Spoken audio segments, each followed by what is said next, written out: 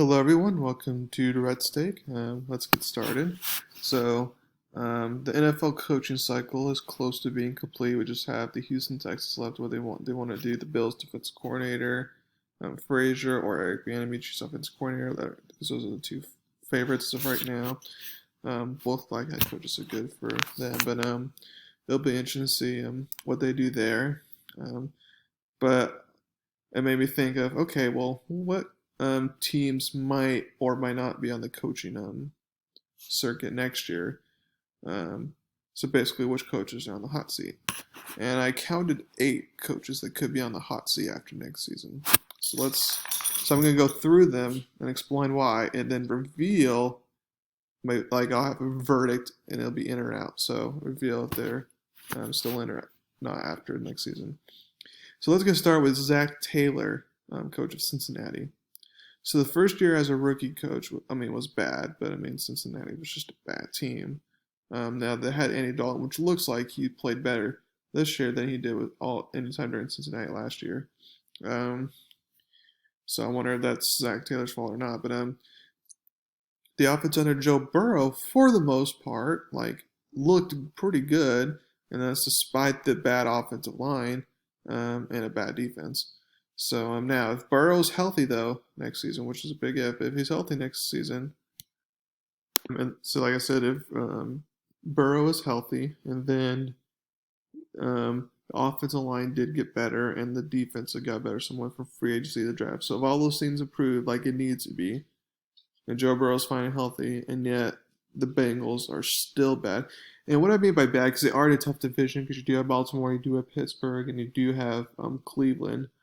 So I'm not expecting like a 12-4 season for them by any means, but it's just like I think the next goal for them would be to maybe go 6-10. That's double the wins from this year, and they were like 2-14 last year on the right track, 6 wins, maybe 7, and then have most of your losses. At least like you're competitive. If they're on that track, then I feel like they give Zach Taylor another year. So the verdict is that he's still in after next year. John Gruden, Las Vegas. First year under Gruden, they won 7 games and showed improvement compared to where they were, and then they went from potential playoff team this year to 8-8, which is actually good enough to get the playoffs in the NFC, but not the AFC. Also, like I've told this many times, but if you look over Gruden's career, he has a horrible December record, near 30%, which is lower than 50-something% like it is the other months. But now most people blame the defense, which I'll admit that defense was terrible. So that's why with the new defensive coordinator, and then I assume they addressed the defense through free agency in the draft.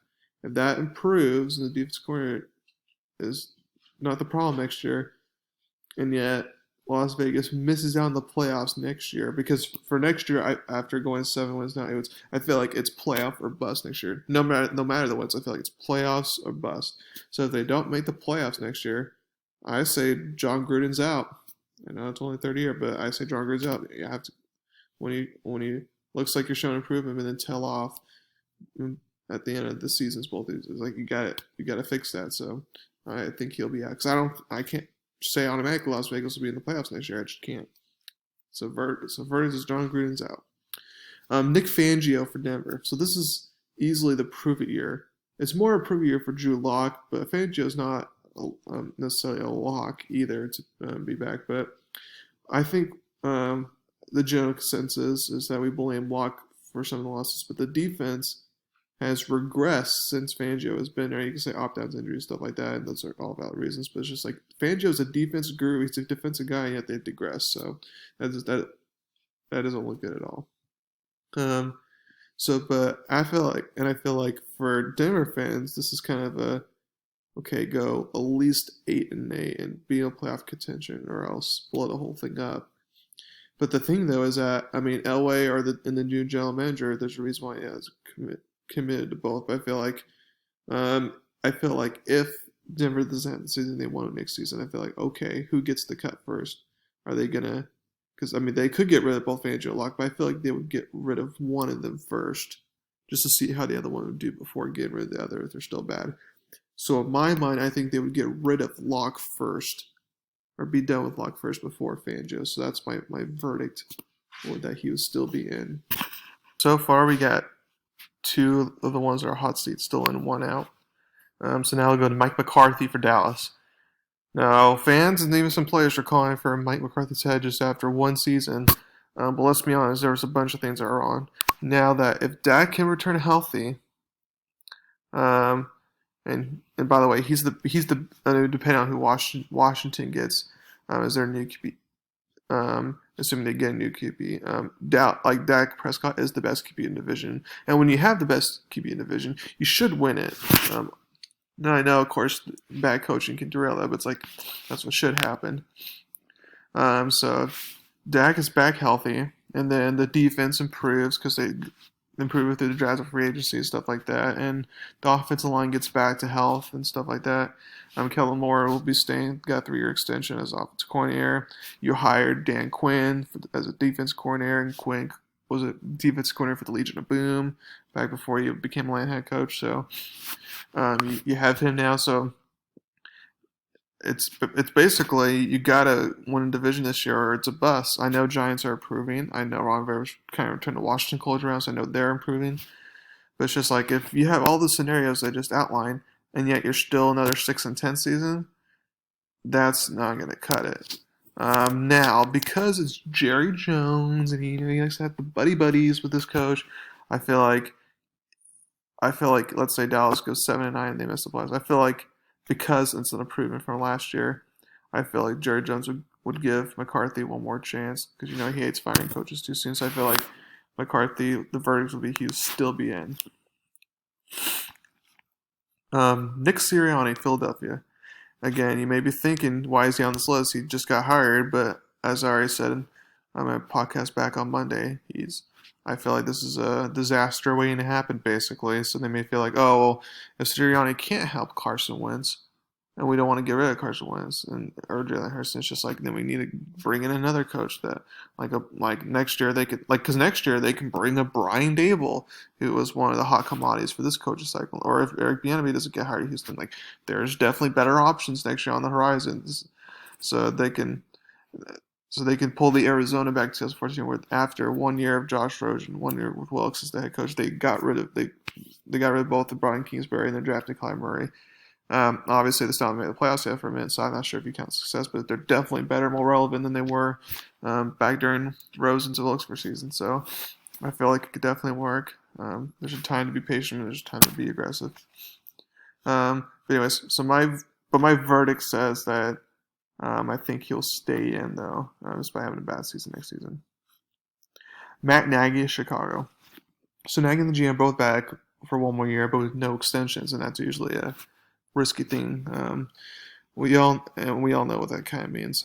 So in my mind, this is okay. You've gone to the playoffs 2 times in your 3 years, very good. But now you got to win a playoff game. That's the next step. That's the next goal. I mean, especially it all depends on it, whether you bring Trubisky back, whether you go through the draft or trade or whatever. It's like you got to win a playoff game next year. If Matt Nagy does not win a playoff game next year, in my opinion, I think it's going to be hard for him to win a playoff game. Then I think it's going to be like, yeah, we'll finally cut ties with both the GM and the coach, especially since it's not like they were getting extensions anyways, and they were like that. That's just how I think it's going to happen. So my verdict is that Matt Nagy's out.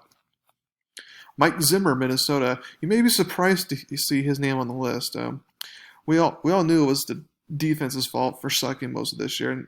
Cousins could have played better. Don't get me wrong, but defense was a major problem.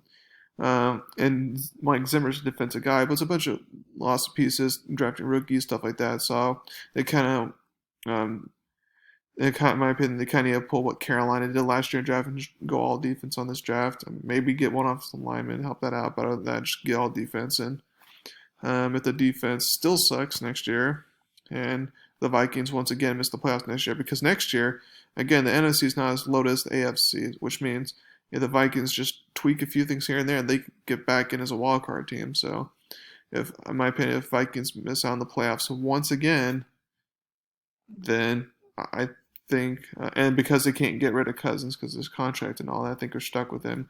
I think Zimmer's the one that goes first, so Verdict's out. And last but not least, Cliff Kingsbury of Arizona. So, Man, was I disappointed in Arizona this year. I thought they were finally going to make the playoffs. They were 8-6, things look good. Then they lost to C.J. Beathard and Wolford. That tells you all you need to know about Cliff Kingsbury.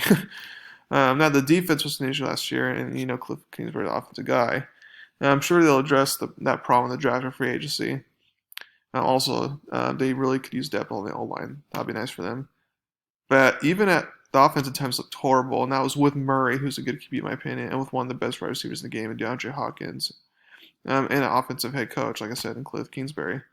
So, Arizona did a good job. They went from 5-11 to 8-8, so they're going in the right direction. However, if they take a step back, let's say they go 7-9, 6-10, go kind of like that direction, especially in the tough division where you got Pete Carroll, you got Kyle Shanahan, you got Sean McVay. You can't have the fourth best coach in the division. Right now, you have the third best quarterback in the fourth. Even though Goff's beat you, I still think Kyle Murray's better right now. So you have their best quarterback, maybe, and then the fourth best head coach. But that's not going to cut it. So I feel like if it's a step in the wrong direction here, then I feel like Arizona will have to let realize they made a mistake hiring Cliff and let him go. And then again, you can get another good offensive coach, or you can get Eric Bieniemy if he doesn't get hired for Houston this year. You can go get Brian Dable from the Bills. There's still better options on the horizon. So I say Cliff Kingsbury, because I don't see them doing anything special again this year. So I feel like he's out. So to review, I have Zach Taylor, Cincinnati, still in. John Gruden, Las Vegas, out. Nick Fangio, Denver, in. Mike McCarthy, Dallas, in. Nick Sirianni, Philly, in. Matt Nagy, Chicago, out. Mike Zimmer, Minnesota, out. And Cliff Kingsbury, Arizona, out. So that'll be interesting to see what actually happens next year. So thank you very much for listening to my podcast today. Please subscribe to my channel and tell everyone about me. Thank you very much, and you all have a wonderful day.